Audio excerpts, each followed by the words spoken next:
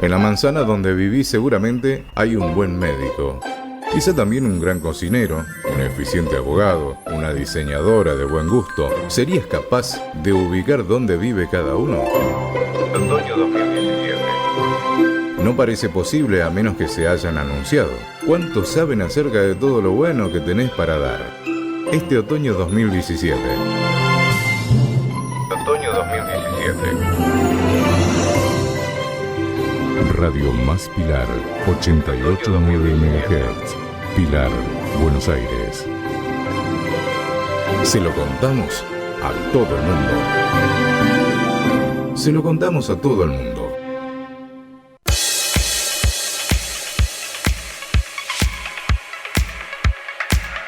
Todo Auto enciende motores y pone primera. Conduce Emilio Heymans. Escucha todo sobre el mundo automotor. Idea y producción Emilio Heymans. Bienvenidos a Todo Auto. Ya está en marcha una nueva edición de Todo Auto, programa dedicado al mundo del automóvil clásico y actual. Navega Todo Auto Lucas Hildebrand. Columnistas de hoy Diego Marini y Martín Cini. En el control, José García Rosa. Acompañan a Emilio Heymans en Todo Auto. Norberto Salpietro. Tapas de cilindros, clásicos y deportivos. Servicio, reparación y desarrollo. Mail salpietrotapas@hotmail.com. Teléfono 4523-3382. Vintage Garage de Carmax SRL. Restauración de autos de colección. Chapistería y repintado automotriz de vehículos de alta gama. Teléfono 0230 447-2500. Vieja Ruta 8, kilómetro 49,5. Pilar. Ruata Motors. Mecánica en general. Especialidad Mercedes-Benz. Ruta 8, acceso Pilar. Kilómetro 50. Turnos al 011 15 58 43 79 79.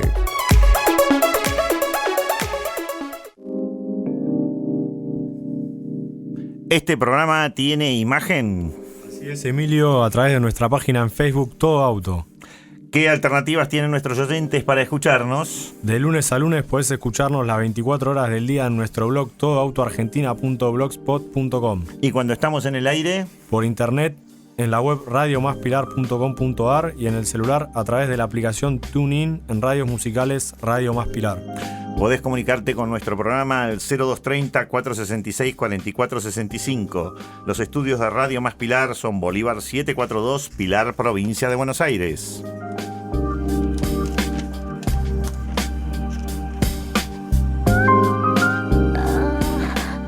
Bueno, señores, estamos en tiempo de rally. Todos saben que en este fin de semana, del 27 al 30, se disputa el rally de la Argentina. Y en este momento debe estar disputándose el súper especial en la ciudad de Córdoba. Y hoy vamos a hablar de un grupo muy especial. Vamos a hablar del grupo B de rally, que fue un grupo icónico. Duró 4 años, porque realmente tuvo muchísimos accidentes. Fue de 1982 a 1986. Tengamos en cuenta que el rally es una carrera que data de principios del siglo XX. El primer rally fue el de Montecarlo allá por 1911 y tuvo 20 participantes que salían de distintas localidades. A su vez, más que un rally como se conoce hoy, era un viaje donde pasaban por caminos intransitables y con una temperatura, pues hacía en pleno invierno, en enero. Bueno, así empezó el rally y hasta hoy fue evolucionando. Allá por 1982 sufrió un cambio en la reglamentación y apareció el grupo N, el grupo A y el grupo B.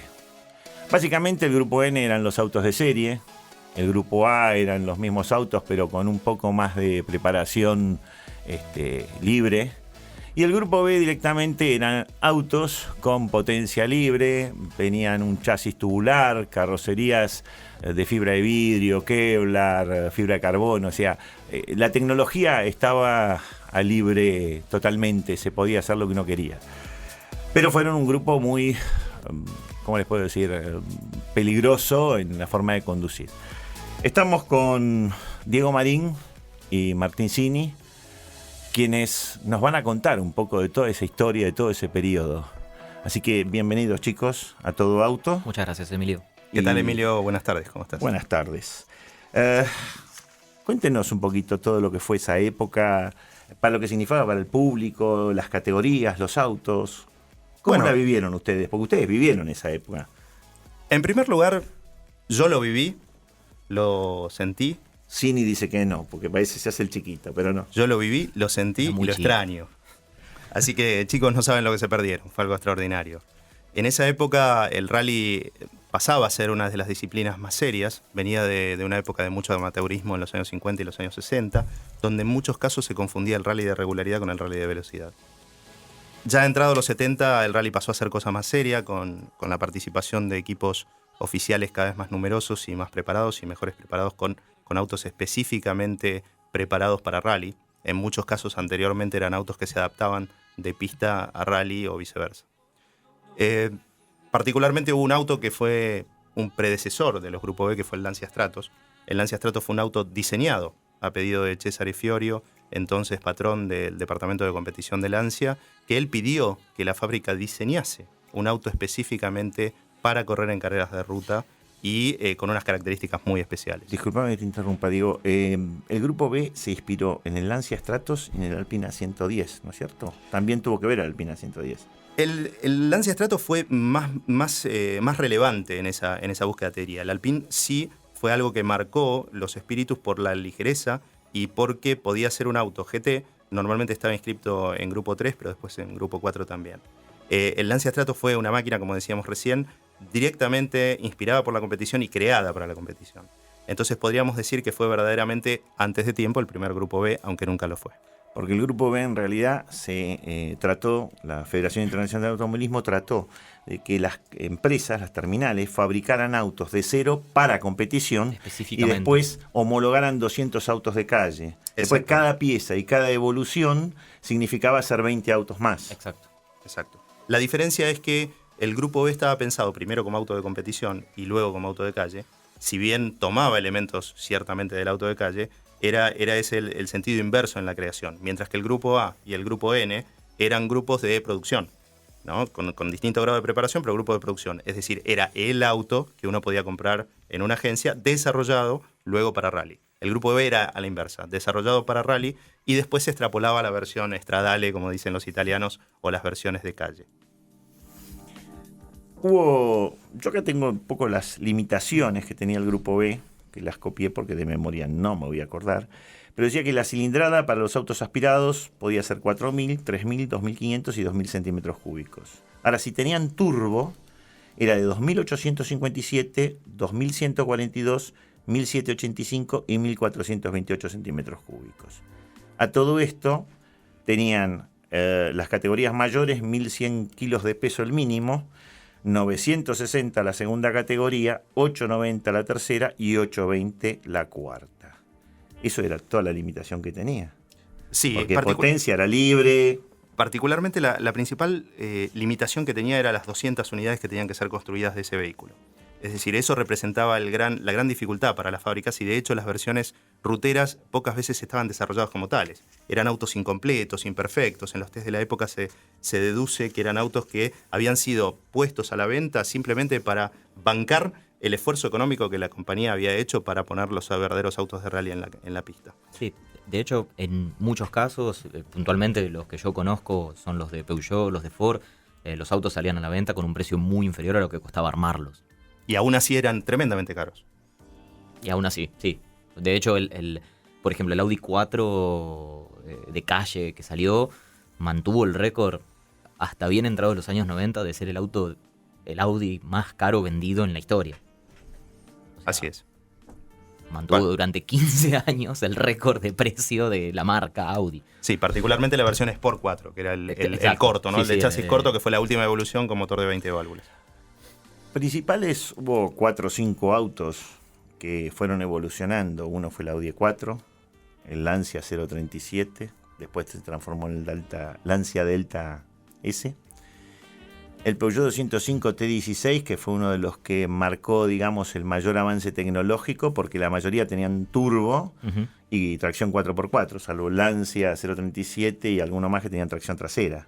Pero se encontraban en desventaja respecto de los demás autos. Sí, sí, podían compensar en rallies de asfalto, en donde con el tema de la ligereza, por no contar con las 2 ruedas motrices extra, podían pelear un poquito más. Pero... Y además el manejo propio, que tiene un 2 ruedas motrices en asfalto que está aventajado. Claro. Fíjate que en Fórmula 1 todavía los autos siguen teniendo 2 ruedas motrices y no 4. Claro. Esto lo digo para los muchachos amigos de los integrales que me escuchan, ¿no? Que yo siempre sostengo que en pista no hay con qué darle a un auto de tracción simple. Un auto que fue muy... A mi gusto era feo, pero para Yuja Cancunen fue uno de los autos que más quiere, que fue el Toyota Celica TST. ¿Qué saben del tema? Bueno, el Toyota Celica Twin Cam Turbo tiene un extraño palmarés, que fue que ganó 3 veces seguidas el Rally de Safari. Quizás uno de los rallies más difíciles de la época, y fue corrido por ases como Björn Valdergaard y por el propio Cancunen. El auto mantenía su tracción trasera, era extremadamente robusto y extremadamente potente. Los japoneses se habían focalizado en 2 puntos, dejaron el estilo de lado, como bien decís, y se focalizaron particularmente en el motor y en la capacidad de transmitir esa potencia al piso. Los japoneses cambiaron el estilo en los años 80, empezaron a cambiar porque los autos de los años 70 eran feos. Bueno, eso es una apreciación subjetiva de parte del conductor del programa que no me voy a poner a discutir. Totalmente, pero para mí eran Hay feos. algunas excepciones que la verdad merece la pena revisar. En los años 70 hubo algunos autos Sí, bueno, japoneses. estás hablando del Datsun 240, por ejemplo. No solamente de eso, estoy hablando de autos que acá no se conocieron hasta que no llegó internet. O sea, autos como por ejemplo el Skyline GTR, el KGP C10, creo que era la primera versión. Pero vos viste la primera versión de Skyline. A veces te da un poco de miedo. Pero por suerte aprendieron.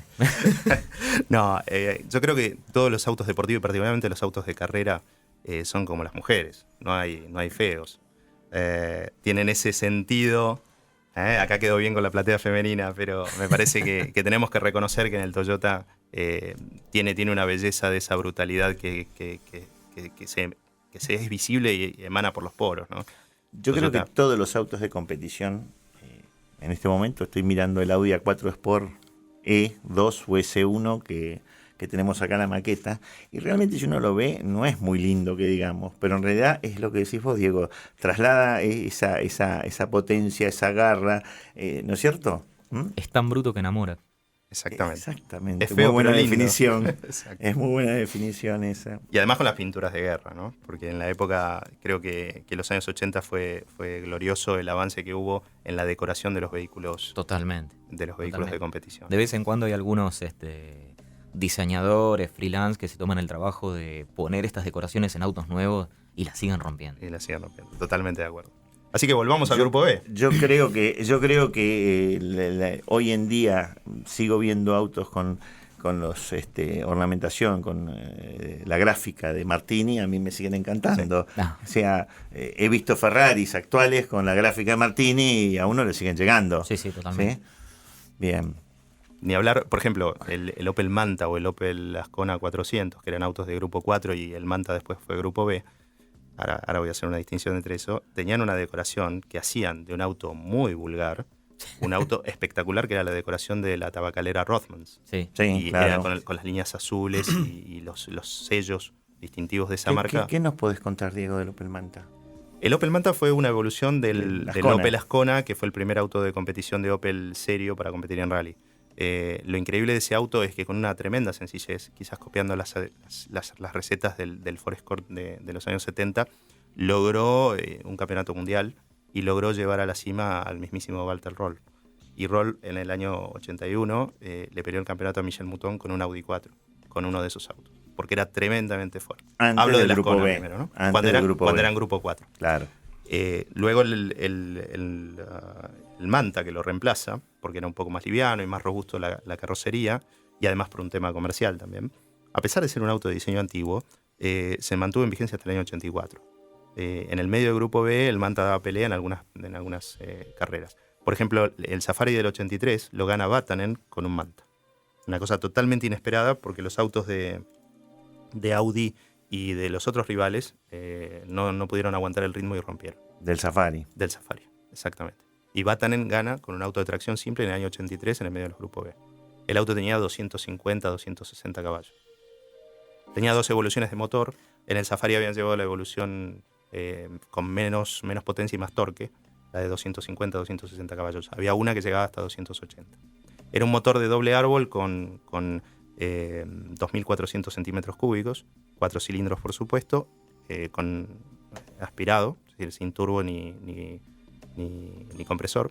Así que era un auto verdaderamente impresionante. Me imagino que en los rallies de safari o de caminos de ese tipo, la potencia no necesitaba ser tremenda, más en los caminos de tierra y en el asfalto sí, pero en ese tipo de lugares a lo mejor más torque, más salida, pero no tanta potencia, ¿no? Sobre todo la capacidad de recuperación después de algunas curvas y retomes donde el piso no era apto, no era muy parejo. Y estos autos sin turbo tenían la capacidad de pasar la potencia al piso más prontamente. Y el Audi S4, allá por el 82-83, fue también, digamos, uno de los que empezó a generar la evolución del grupo B, ¿no? ¿Cómo fue esa evolución? El Audi lo que marca es... Hubo 4 evoluciones, creo que, del Audi, sí, ¿no? Sí, ¿Me equivoco? Lo que marca es la tremenda utilidad de la tracción integral. Eso es lo que pone de manifiesto. Hasta ese momento nadie se imaginaba poder poner un sistema de tracción integral que no sacrificara tanto peso en el auto y que fuera realmente competitivo con este nivel de performance. Hasta ese momento la tracción integral era algo exclusivamente usado en vehículos todoterreno, con otras velocidades y otras capacidades.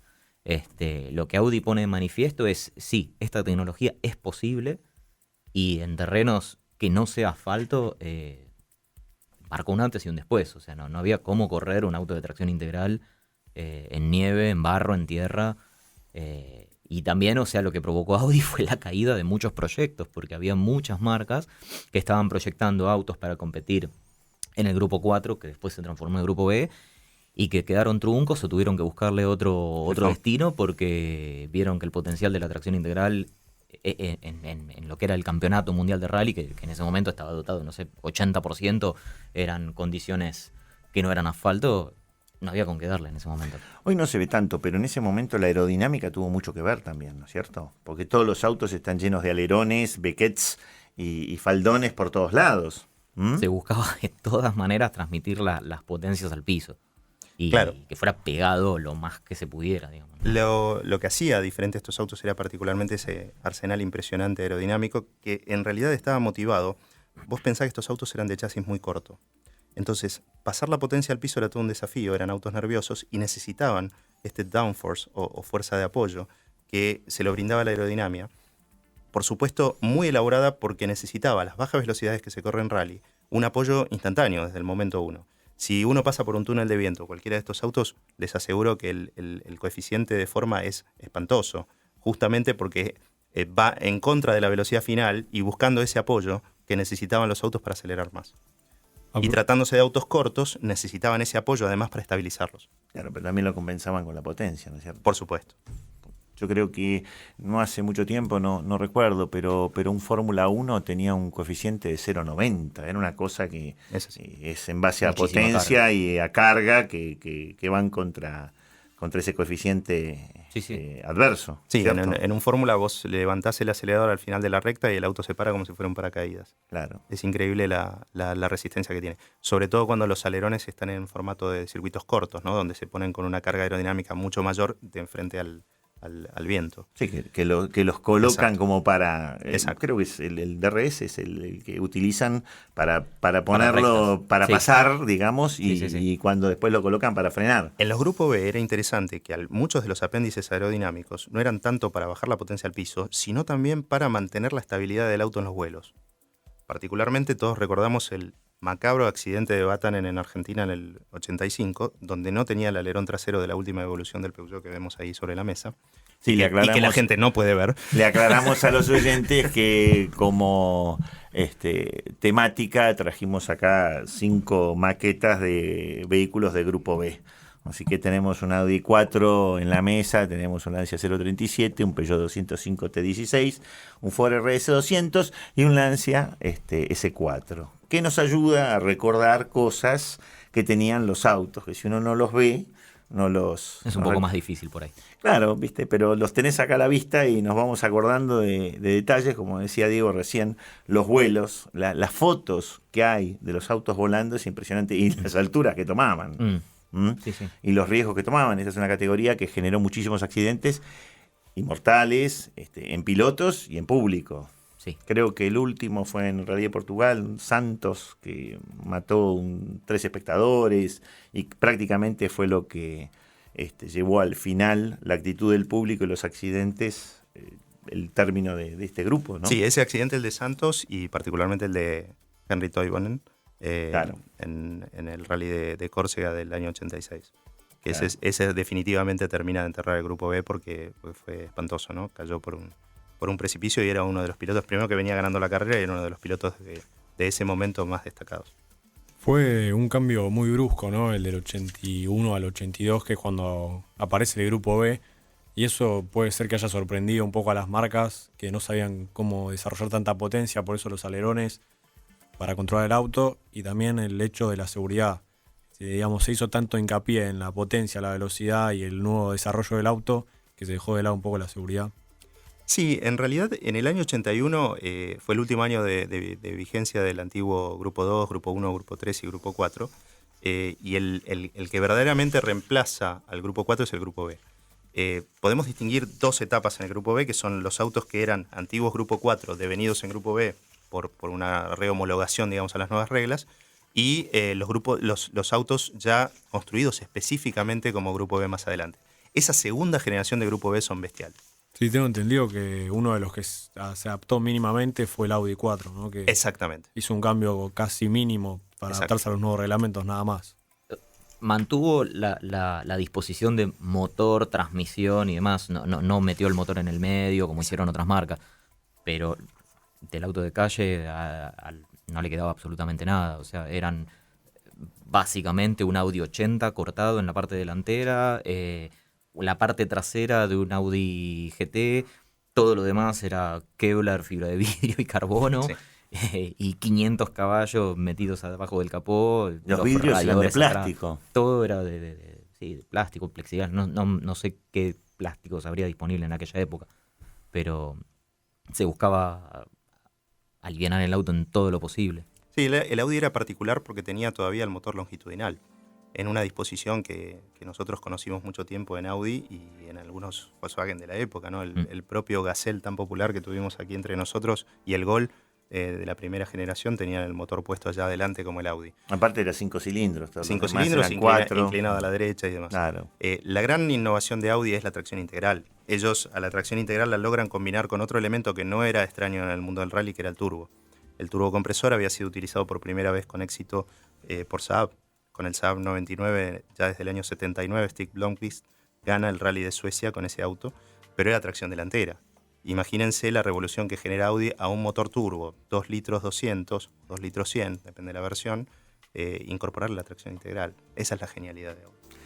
Porque aparte fueron incrementando la potencia a la medida que pasaron los años. Fueron evolucionando desde lo aerodinámico, desde la potencia, y fueron apareciendo otros autos. Porque, digamos, el principio fue con los Audi 4, los Lancia 037, pero después apareció el Ford RS 200, digamos, con el fracaso del Escort RS 1700,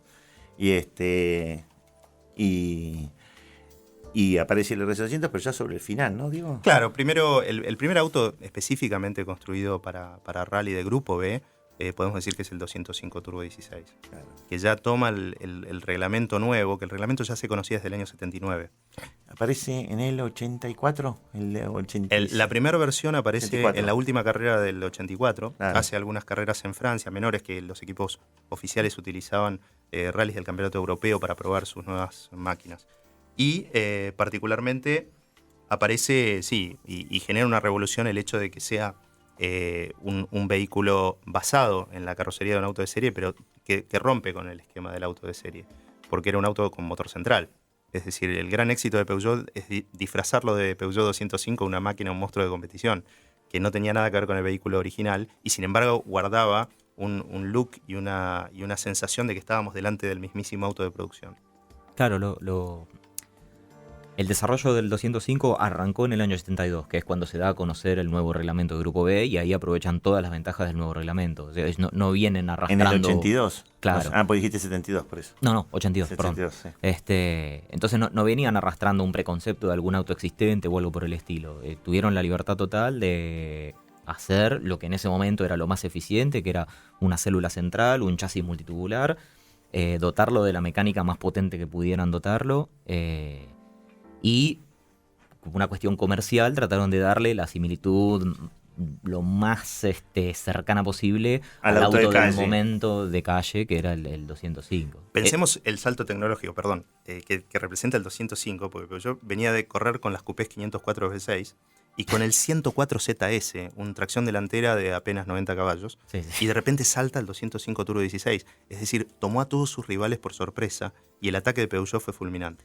Sí, pasó de autos más o menos potables, razonables, lógicos, a una bestia infernal, ¿no? Sí, aparte ¿cierto? de una manera de pensar antigua, ¿no? Porque eran autos con eje rígido atrás, o sea, era una tecnología que ya se estaba superando y los tomó por sorpresa porque el auto probó ser imbatible. Yo creo que cuando se hace este grupo B, la Fiat lo que pretende es que se hagan prototipos y de esa manera empiecen a hacer un avance tecnológico muy importante. Y creo que es lo que sucedió, porque la aparición del 4x4, de la doble tracción, los turbo y demás, fue un cambio muy fuerte en el automovilismo de rally.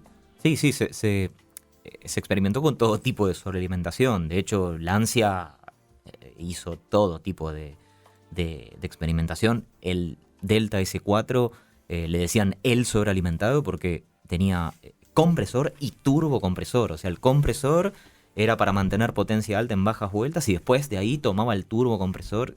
Una locura. Una locura bien pensada. El corazón latino me late fuerte y me pone orgulloso. Los que conocimos el viejo motor de Lampredi en los 125 sabemos que ese auto tenía ese mismo corazón. Perdón por el chivo. ¿Vos viviste el rally de la República Argentina de esos años, Diego? No lo viví personalmente allí, pero me acuerdo haberlo seguido todo lo que podía a través de la televisión y los medios que había a disposición. ¿Qué recordás de esa época?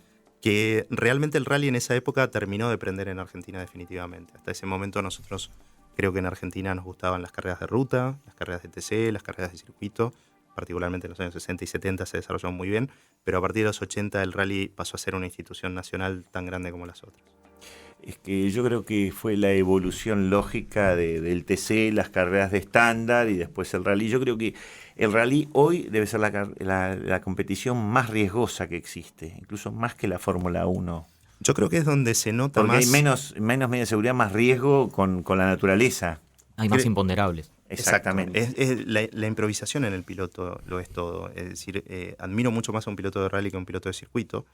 ¿Por qué? Porque simplemente la sensación de estar corriendo con condiciones cambiantes en un camino que va en un solo sentido y no volvés a pasar en la vuelta siguiente, hace que uno tenga que dar lo máximo de sí. Y además hay otro elemento que es casi una tontería, pero que uno a veces tiende a soslayar, que es el hecho que en rally uno no sabe cómo va el otro. Cuando uno corre una carrera de circuito, es una carrera posicional. Es contra uno mismo, en realidad, en ese momento. Exactamente. En ese momento uno siente que está dando todo de sí y por ahí el otro lo está matando. O puede ser al revés. Uno poder sentir que está andando muy lento y está siendo más rápido que el resto. Y eso que tienen asistencia, porque yo recuerdo que en el 2001, estando en Córdoba, apareció algo que yo hasta ese momento desconocía, que eran los gravel car. Ajá. Que son... generalmente son 1, 2 o 3 autos manejados por pilotos profesionales que salen, por ejemplo, 2 horas antes, 1 hora antes, media hora antes a la ruta para informarle al piloto los cambios que ha habido a lo mejor durante esa noche. Y son pilotos profesionales, autos preparados similares a los de rally, a los que va a competir, y salen a informarle al piloto. O sea que corren también su riesgo esa gente que son anónimos en realidad, porque son pilotos profesionales, pero la gente no los conoce, ¿no es cierto? Perdón, Emilio, quería completar eso. Es cierto, tenés el coche de 000, el 00, el 0, y tenés además los openers o los abridores de camino de los equipos oficiales. Eso es lo que yo decía. Los Exacto. gravel car Que son son autos del equipo. No estaba hablando de la Los organización. franceses le dicen ouvrer, Bueno, que viene a ser apertura, ¿no? Yo en ese momento, Exacto. en el Parque Cerrado, en Carlos Paz, recuerdo que hablaban de los gravel car y los veía. Incluso vi un Volvo en una altura infernal, me llamó muchísimo la atención. Tengo Esos son del fotos de equipo esos Ford. autos. Claro, y bueno, realmente es algo que no se traslada generalmente a la gente. Y uno, si no lo vive, por eso te pregunté cuáles eran tus vivencias, si había estado alguna vez, porque a mí me tocó estar en el 2001, tuve la suerte de estar en el Parque Cerrado, y realmente vi cosas, no sé, como cambiar todo el tren trasero de un Peugeot 205 en 15 minutos. ¿No? Una cosa de locos. Vamos a una pausa comercial y continuamos con el Grupo B del Rally Internacional.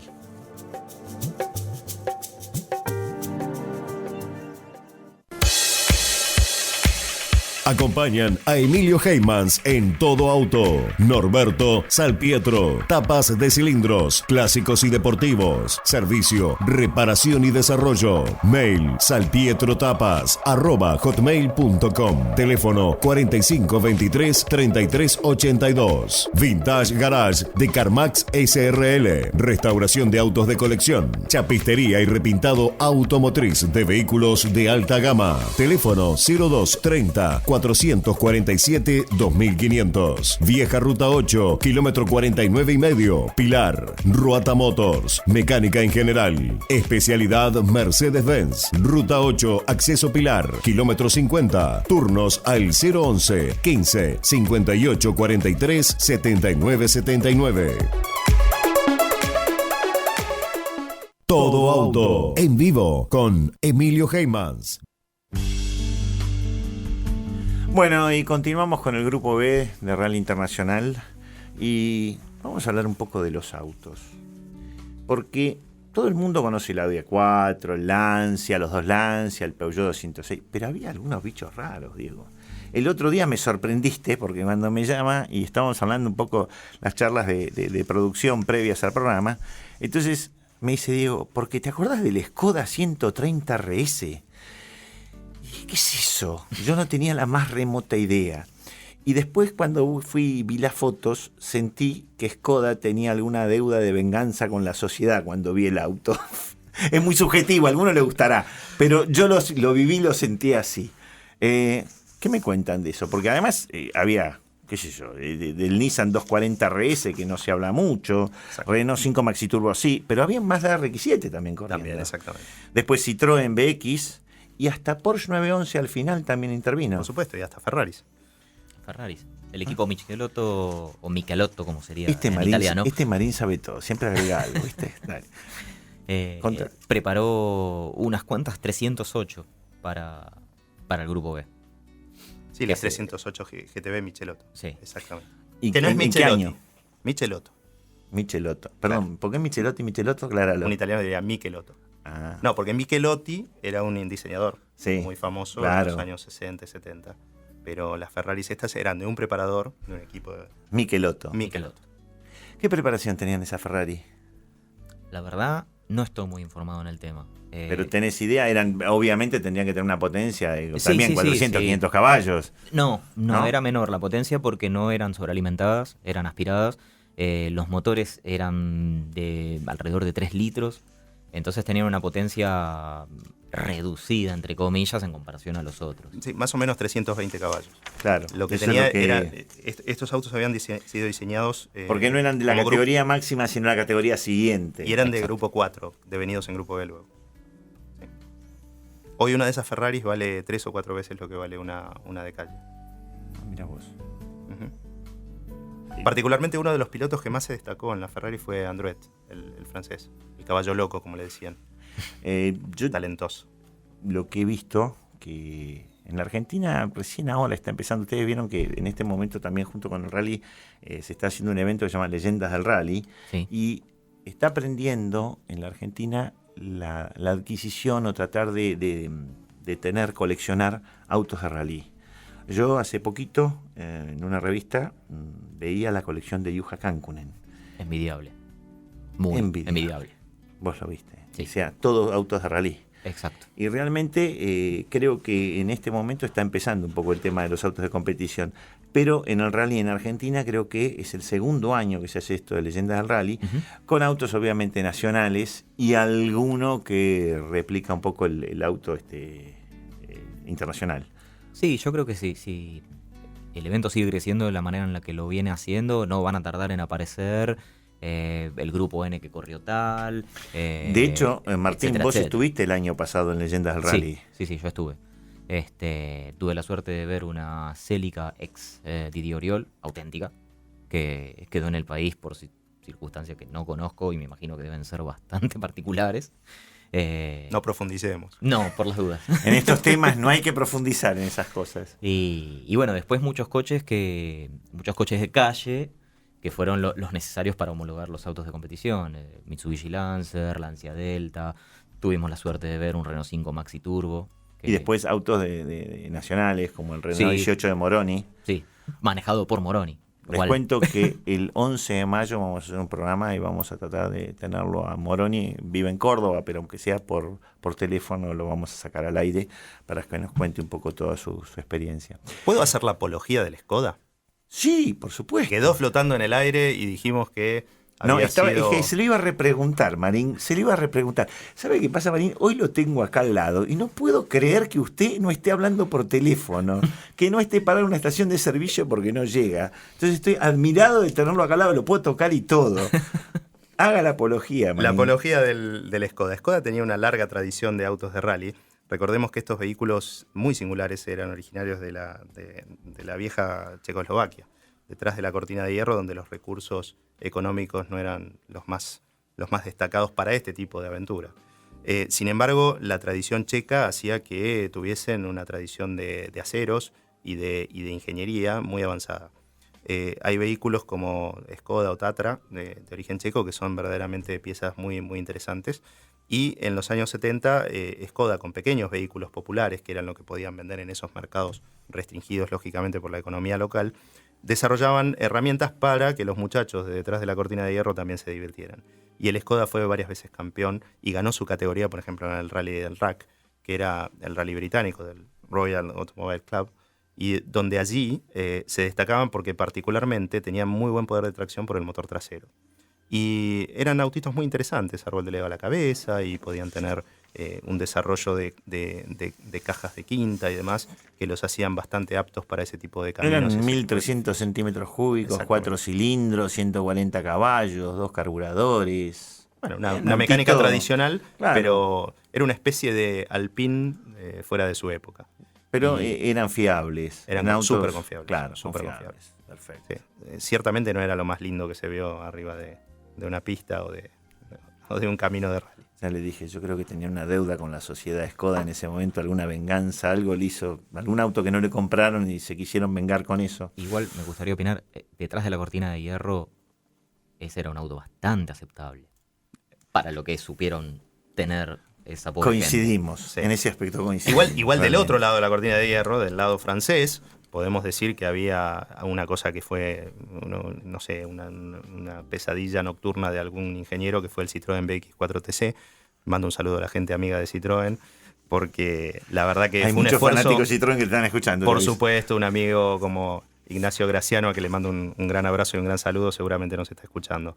Pero el Citroën BX4TC fue realmente un intento desesperado de Citroën por figurar en una categoría que en ese momento no lo tenía como protagonista, y sin embargo veía como su hermana Peugeot se destacaba.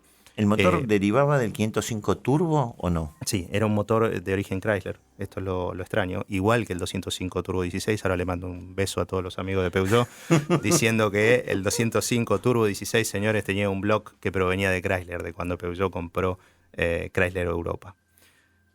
Tomaron ese motor porque lo consideraban el motor que tenía en ese momento más fuerte y más liviano y más apto para ser desarrollado de la manera que lo desarrollaron. Así que saludo a Peugeot por haberlo desarrollado y saludo a Chrysler por haberlo creado. Tengo una pregunta, ya que me surgió una duda, a lo mejor estoy equivocado. Cuando Peugeot se hizo de la marca Talbot ¿era de Chrysler en ese momento o no? Talbot estaba dentro del grupo. De Chrysler, ¿no es cierto? Exactamente. Y fue ya por 1980, por ahí. Lo compra creo que en el año 78. Y Tan desarrolla, viejo no estaba. no, está perfecto. Y desarrolla la marca Talbot como una marca digamos, secundaria de Peugeot, lo cual fue un error, porque Talbot había sido una marca muy importante de autos de competición, llegó a competir en Fórmula 1 Talbot. Así que, claro, Peugeot, digamos que no trató muy bien a Talbot. No, y realmente es una marca que quizás muchos no la conozcan, pero ha tenido unos autos impresionantes. La marca en los años 30 tenía unos autos impresionantes. No, hay un hecho destacado que los amantes del rally... Por bellos, ¿no? Me acuerdo No, los Talbot Lago de Figoni y Falaschi, esas cosas. No, ¿no? esos son extraordinarios, son creaciones magníficas, aparte con motores de 6 cilindros muy, muy interesantes. No los veo en el grupo B esos autos, pero... No, en el grupo B, sin embargo, no precisamente el grupo B, pero el auto que gana el Campeonato Mundial de Marcas del año 81 no es un Peugeot, no es un Ford, es un Talbot Sunbeam Lotus. O Sunbeam Lotus. Esta ensalada de marcas en realidad representaba el esfuerzo de Peugeot, que después se convirtió en Peugeot Talbot Sport, justamente, PTS, famoso, y fue la antesala de lo que después desarrolló Jean Todt al comando del equipo Peugeot. Uno de los autos que no hablamos todavía, y creo que fue muy importante, que fue el Renault 5 Maxi Turbo, con Jean Ragnotti. Sí. Hice mal en decirlo porque usted habla francés, Diego Marín. No, lo hizo perfecto. ¿Sí? El tema es que... La pronunciación mía debe ser un desastre. No, por favor, Emilio, al contrario. El tema es que dijiste el Renault Maxi 5 Turbo con Jean Ragnotti, como si fuera parte integrante del auto. No, digamos con el pilotaje de Ragnotti. No, por supuesto, era destacadísimo. A propósito de eso, con Emilio siempre discutimos por la diferencia de épocas, de que la Fórmula 1, que yo hablo mucho acá, tuvo una época que eran pilotos y hoy quizá es más de autos. En el caso de particular del Grupo B, ¿creen que fue más de autos o de pilotos? Por eso la pregunta, digamos, porque Emilio te nombró un piloto y vos como que lo menospreciaste. Yo creo que en el caso de esta época, esos autos no se podrían haber movido de la largada sin el talento enorme que tenían los pilotos de este momento. O sea, los autos eran máquinas brutales. Desde todo punto de vista, los ingenieros hicieron cosas impensadas para el momento, impensadas para hoy en día. Pero esos autos no podrían haber puesto segunda marcha sin el talento de los pilotos. Coincido totalmente y hoy aplaudo a esos pilotos, ¿no? Porque de la noche a la mañana se convirtieron en jinetes domadores de caballos extremadamente salvajes y que no tenían nada que ver con lo que habían conducido hasta ese momento. Para el MG Austin Metro se convocó ingenieros de la Fórmula 1, de Williams. Exacto. O sea, ¿a qué nivel estábamos compitiendo o estaban desarrollando esos autos? Un bicho raro el MG Austin Turbo, ¿no? El Austin Metro 6R4. Era un vehículo, Austin Metro. Claro, de la generación de Grupo B, de los construidos específicamente para competir en Grupo B, insisto, de la segunda generación, porque empieza a competir en el 85, el Austin Metro es singularmente el único que tiene motor atmosférico. Posicionado en el centro, es decir, muy bien desarrollado desde el punto de vista de chasis. Y era V6. un auto, y V6, 6 cilindros. Tenía el ruido más lindo de la época, con ese 6 cilindros que sonaba altísimo en vueltas, pero que tenía una fuerza de empuje en baja interesante. Y la capacidad de tracción del auto lo llevó a obtener resultados interesantes. Es decir, como el auto apareció tardíamente, tampoco fue un rival de temer para los de punta, pero llegó a estar tercero, segundo en alguna carrera, pero después perdió la posición. No hablamos todo del Grupo B, pero no hablamos de la actitud y la reacción del público ante el paso del Grupo B. Ciertamente, a ver, hay algo en el rally de apasionante, pero también hay algo mágico que tiene que ver con estar al borde de una ruta viendo pasar esos autos a velocidades de vértigo por las rutas, ¿no? Por rutas donde por ahí uno transita normalmente. Y la gente, no sabemos por qué, pero se contagia inmediatamente de ver pasar esos autos muy cerca, y eso lo hemos visto históricamente en nuestro TC. Pero ocurrió un fenómeno muy especial en los años 80, y era que la gente se ponía delante de los autos esperando que los autos viniesen y a último momento se apartaban.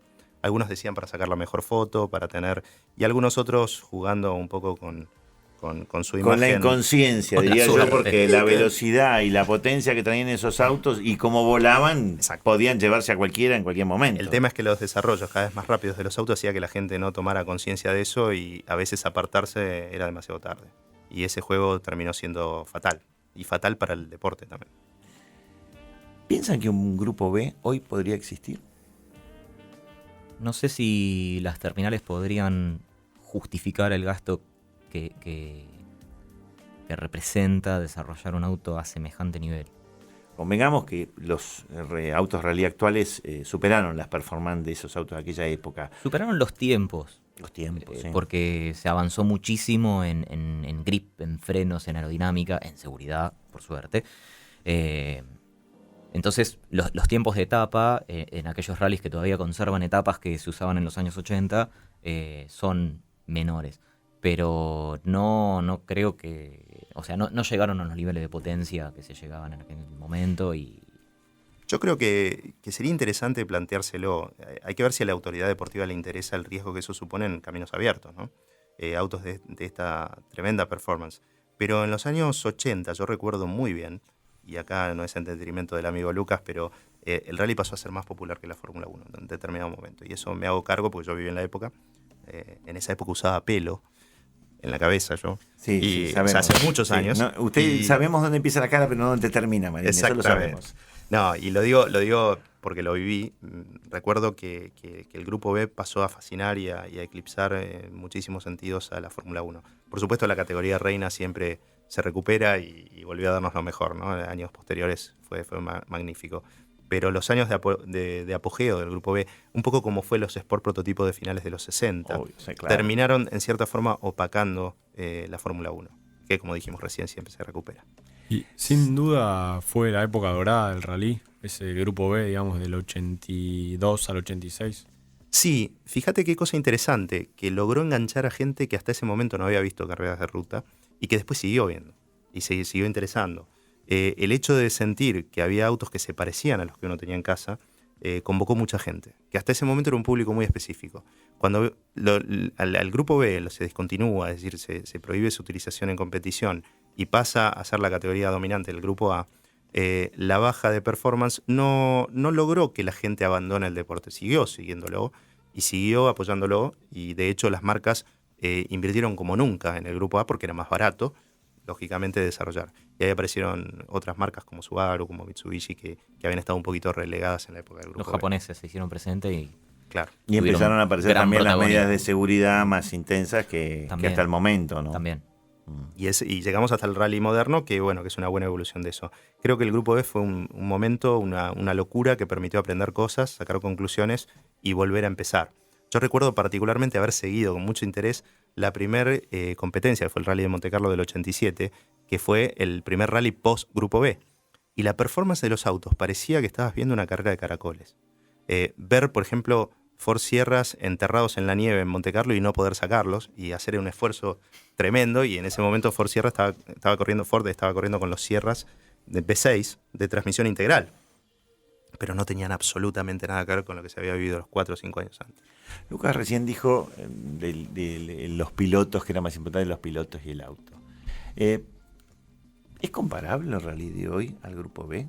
Yo personalmente creo que no, que fue icónico el Grupo B, pero ¿cómo lo ven ustedes? Yo creo que la diferencia que hay entre los autos de rally y el resto de las categorías sigue siendo tan importante como la que había en aquel entonces entre los Grupo B y el resto de las categorías. Los pilotos de rally y los autos de rally son un mundo aparte, sumamente interesante, justamente por lo que comentábamos al principio del programa, los imponderables de un camino abierto. Los autos de rally hoy son autos muy potentes, son autos muy rápidos, por suerte son autos muy seguros también, pero sigue existiendo ese margen que existió siempre en el rally, y eso es lo que lo diferencia un poco de las categorías de turismo, de las categorías de pista y de todo lo demás. Aparte, yo creo que el piloto de rally tiene un desafío, porque en realidad compite contra sí mismo, compite contra mejorar su propia performance para poder ganar. Sí. O sea que cuando vos te largan el auto, te dan la largada, vos tenés que superar lo que hiciste anteriormente. Es un desafío hacia vos, porque no tenés un auto en la ruta que tenés que pasar. No, cada curva que vos tomás tiene que ser la mejor que tomaste, y no tenés idea cómo van el resto de tus competidores hasta que no termina el día. Aparte, la confianza ciega en el navegante, ¿no es cierto? Porque el navegante te va cantando, y si el navegante se equivoca, fuiste. Es tan estás catastrófico afuera, como si el piloto se equivoca. ¿no es cierto? Es tan catastrófico como si el piloto se equivoca. Sí. Pero a mí me admira la velocidad del piloto y la confianza ciega porque, es decir, cualquier error mínimo, y me acuerdo hace poco en un Rally Dakar, que tomo un poco de distancia el tema, pero que tuvo un accidente Carlos Sainz y veíamos cuando volcó cómo se la agarraba con el copiloto porque se había equivocado. ¿Lo recuerdan eso? Fue impresionante. Mira, el año pasado, en ocasión de Retromóvil del año pasado, tuve la ocasión de hacer una entrevista personal al que era, entre comillas, mi ídolo de esa época del rally del Grupo B, que era Jean Ragnotti.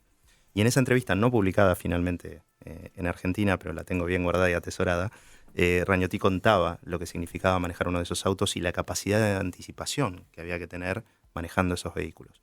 Y recordemos que el auto de él no era el más rápido. O sea, uno piensa en los héroes de esa época, ¿no? Ya hablamos de Toivonen que falleció, o Vatanen, o Cancunen, Hannu Mikkola, o Hannu Mikkola, o Allen, Michel o Mouton también, o Walter Roll. Y bueno, y sin embargo, uno dice, no tiene más que aplaudir el talento de esa gente y la generación. De más está decir, hoy Ragnotti hace exhibiciones para el público y es invitado frecuentemente, porque además el tipo es un showman, y Ragnotti es capaz de hacer cosas con un auto de calle que uno ni imagina. Y con uno de carrera. Y tiene 70 años. O sea, el entrenamiento y la destreza que desarrollaron en esos años fue mágico. Los invito a ver cualquier video de YouTube que ustedes pongan Ragnotti y es un espectáculo. Yo vi hace poco algunos videos con Walter Roll y te pone los pelos de punta. Y Ari Vatanen lo mismo, es decir, está bien, fue en el 87, el famoso trepada del Pikes Peak, que todavía no estaba faltado, 88. que era de tierra, 88. El año en el que él hace el récord y el Bueno, año Peugeot en 405. Exacto. Bueno, pero era camino de tierra, hoy está faltado el Pikes Peak, Sí. pero No, en ese en aquel momento era momento camino no. de tierra y el tipo pasaba en los bordes del precipicio y vos veías.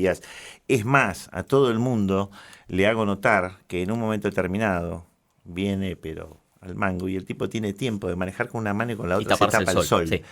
Esa parte es impresionante. Es impresionante. Yo les reaconsejo que lo busquen en YouTube, la subida al Pikes Peak de Ari Vatanen. Sí. No tiene Sí, de hecho, desperdicio. el film que hizo ganó premios en el Festival de Cannes y demás. El film es excelente. Aparte ahora hay versiones remasterizadas que se pueden ver mejor. Y el tipo viene manejando un auto de 800 caballos con caja manual a no sé cuántos metros de altura, porque no me acuerdo cuál es la altura de la montaña. Sin guardarrail. Sin guardarrail, sobre tierra, tapándose el sol. Ahora, se dieron increíble. cuenta que viene manejando muy suavemente. Uno tiene la idea que Lo hace cuando... parecer fácil. Exactamente. Yo tuve la posibilidad en un club que Diego y yo vamos generalmente los sábados. Apareció una vez un francés que vino a hacer una escuela de conducción. El tipo era piloto de rally en Francia. Y me acuerdo que nos llevó a la pista del aeropuerto de Don Torcuato, a la parte de atrás, a hacer una prueba con un auto de rally, en un Subaru 4WD, y nos llevó, y yo me lo veía doblar a 90 grados, veníamos como a 100. El tipo era una cosa suave, delicada. Está bien, te das cuenta que manejaba la potencia del auto con acelerador y iba dosificando. Pero realmente uno tiene una imagen totalmente distinta de lo que es manejar esos autos a después cuando lo ve. Y cuando tuviste la posibilidad de estar al lado, yo creo que no me voy a olvidar más de eso, realmente es impresionante, ¿no? Y cómo lo llevan como si fuese muy fácil. Exactamente.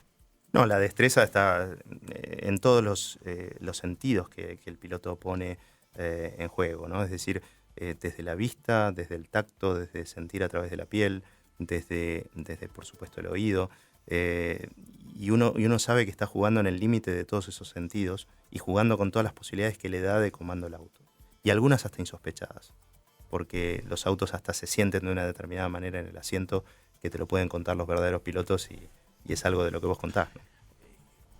Usted tiene más experiencia que yo en la pista, Marín. Usted ha corrido velocidad. ¿Qué se siente en un auto de velocidad? O sea,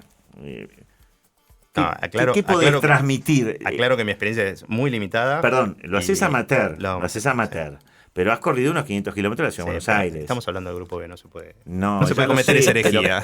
Perdón, pero sí podés trasladarle a la gente, ¿no es cierto?, salvando las distancias, lo que se siente cuando uno está atrás de un volante, en auto de competición. A ver, son varias las sensaciones. Al que le gusta la velocidad es la sensación última, digamos, de mayor placer que uno puede sentir.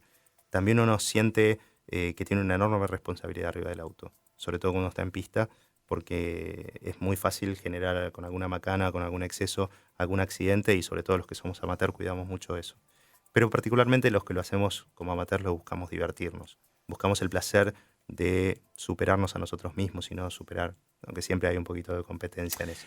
Pero si vos que lo haces amateur, sentís todo eso, nos imaginamos, yo te lo hice decir, porque imaginemos que salvando esa gran distancia de potencia, de auto y demás, lo que deben sentir esta gente, digamos, los sentidos sobrenaturales que deben tener o desarrollados respecto de la gente común. No, hay una cosa muy cierta, que cualquiera sea el piloto, del más malo, en categoría en la que me encuentro, hasta el más avesado profesional y consagrado, que tiene una multiplicidad de, ¿cómo te diría?, de categorías y no de categorías de autos, sino categorías de información y categorías de comandos a disposición y de elementos para tomar una decisión que tiene arriba del auto, y que la decisión tiene que ser lo más rápida posible.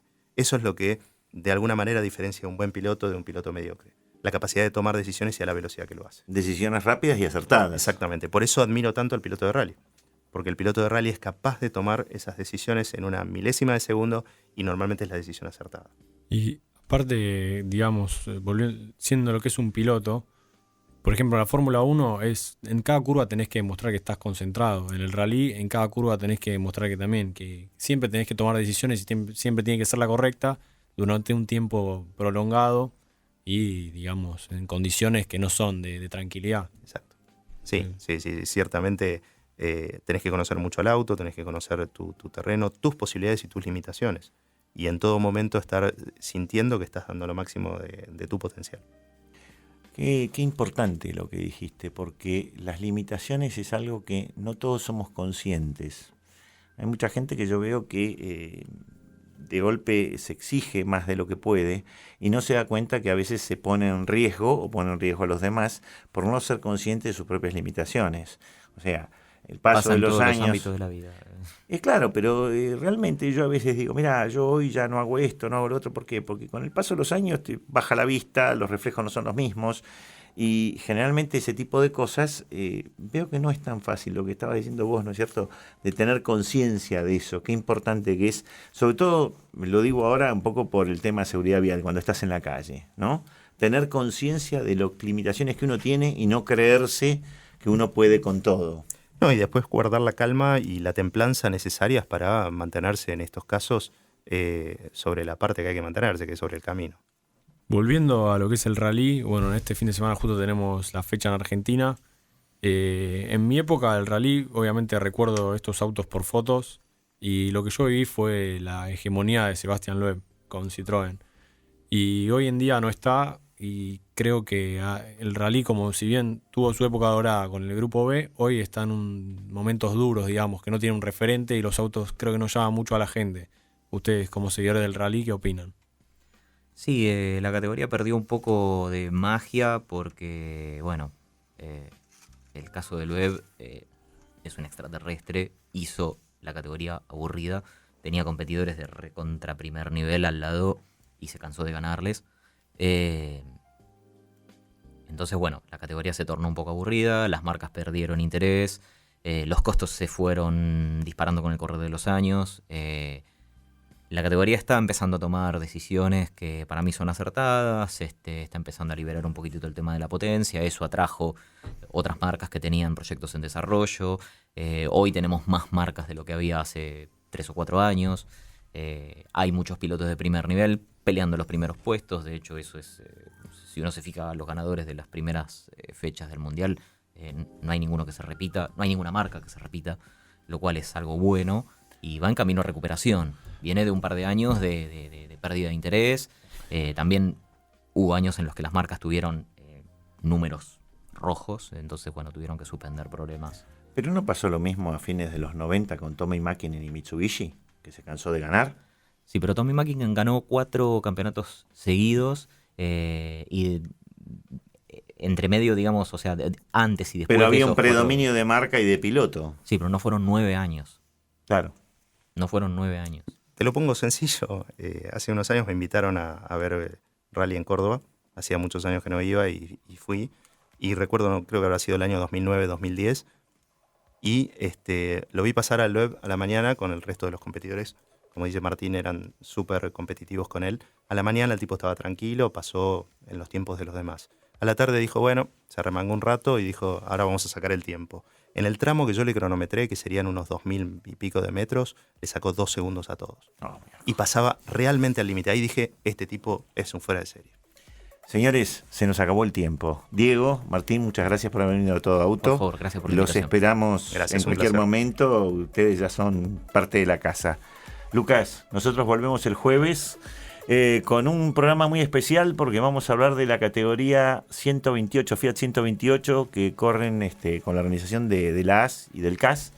Y vamos a tener acá pilotos y tal vez algún preparador que nos van a contar en qué consiste la categoría. A ustedes, la repetición del programa es mañana, viernes a las 18 horas. Y si no, nos encontraremos el jueves que viene. Hasta la semana que viene.